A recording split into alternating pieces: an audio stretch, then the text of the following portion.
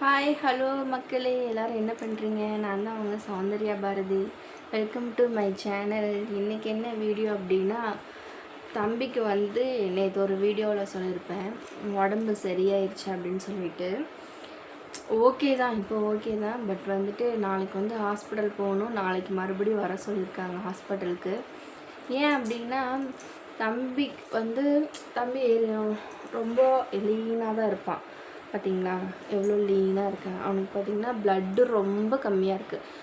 யூஸ்வலாக குழந்தைங்களுக்கு 14 point blood இருக்கணுமாம்மா. சேட்டை பண்ணக்கூடாது 14 பாயிண்ட் ப்ளட் இருக்கணுமாம்மா. தம்பிக்கு 7 பாயிண்ட் தான் ப்ளட் இருக்குது. ஸோ அதனால் மறுபடியும் நாளைக்கு வர சொல்லியிருக்காங்க. நாளைக்கு மறுபடியும் ஹாஸ்பிட்டல் போகலாமா ஹாஸ்பிட்டலுக்கு? இந்த அன்றைக்கி ப்ளட் டெஸ்ட் பண்ணுறாங்க. இந்த இடத்துல ஊசி போட்டு அவன் இவ்வளோண்டு ரத்தம் பார்க்கவே பாவமாக இருந்துச்சு. அழுன்னு அழுகுறான். வடி ஊசி போடலாமா? வேண்டாம்மா.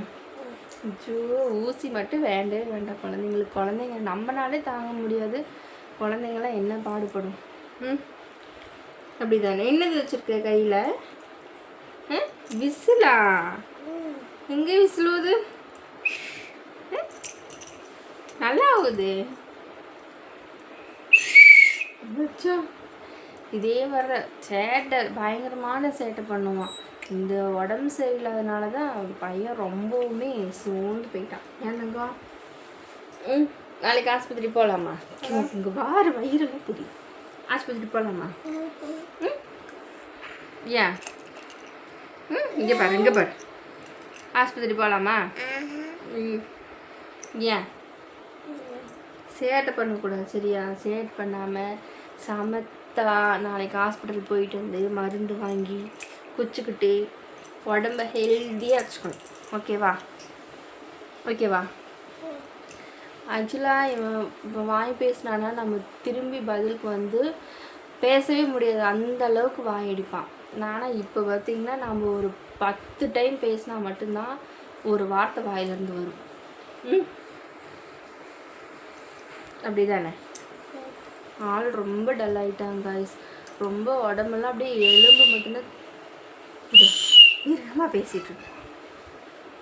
எலும்பு மட்டும்தான் தெரியுது. ரொம்ப கஷ்டமாக ஆயிடுச்சு பார்க்குறக்கே.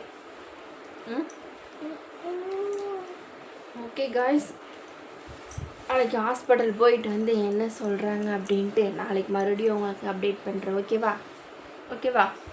பார்த்தீங்களா, இந்த மாதிரி குட்டி குட்டி சேட்டையில் ரொம்பவுமே சேட்டை பண்ணும். உடம்பு நல்லா இல்லைனால தான் கொஞ்சம் கொஞ்சமாக சேட்டை பண்ணிகிட்டு இருக்குது. நாளைக்கு ஹாஸ்பிட்டல் போயிட்டு வந்தால் இன்னும் நிறைய சேட்டை பண்ணுவான். ஆனால் குழந்தைங்க பார்த்திங்கன்னா சேட்டை பண்ணால் மட்டும்தான் நம்மளுக்கு நல்லா இருக்காது. இவ்வளோ குறும் பண்ணுறவங்க திடீர்னு ஒரு டைமில் உடம்பு முடியாமல் படுத்துட்டாங்கன்னா அது எவ்வளோ பெரிய கஷ்டம் தெரியுங்களா? 4-5 நாளாக அப்படியே தான் இருந்தான்.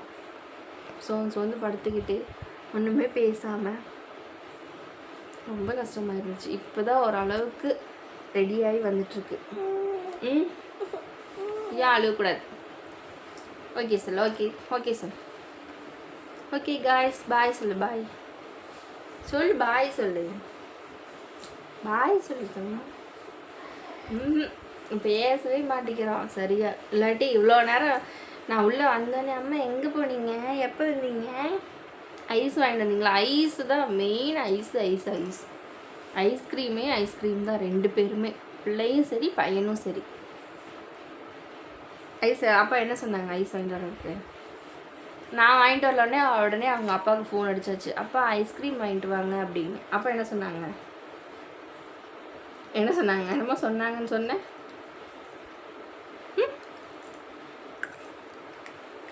பிச்சு போட்டுருவேன்னு சொன்னாங்க அவங்க அப்பா. அதை என்கிட்ட சொல்கிறான் ஓகே காய்ஸ், நாளைக்கு ஹாஸ்பிட்டல் போயிட்டு பையனுக்கு என்ன சொல்கிறாங்கன்னு கேட்டுட்டு நாளைக்கு மறுபடியும் உங்களுக்கு அப்டேட் பண்ணுறேன். ஓகேங்களா? எல்லோரும் அவங்கவுங்க குழந்தைங்க நல்லா பார்த்துக்கோங்க.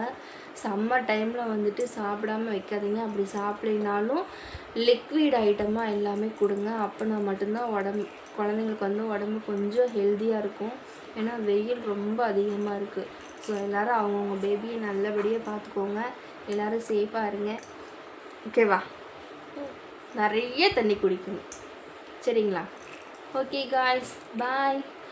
நம்ம வீடியோ ஃபஸ்ட் டைம் பார்த்தீங்கன்னா நம்ம சேனலை சப்ஸ்கிரைப் பண்ணிக்கோங்க, லைக் பண்ணிடுங்க, மறக்காமல் கமெண்ட் பண்ணுங்கள். உங்களுக்கு அடுத்தடுத்த வீடியோவை அப்டேட் பண்ணிகிட்டே இருப்பேன். ஓகேவா? பாய் பாய் காய்ஸ்.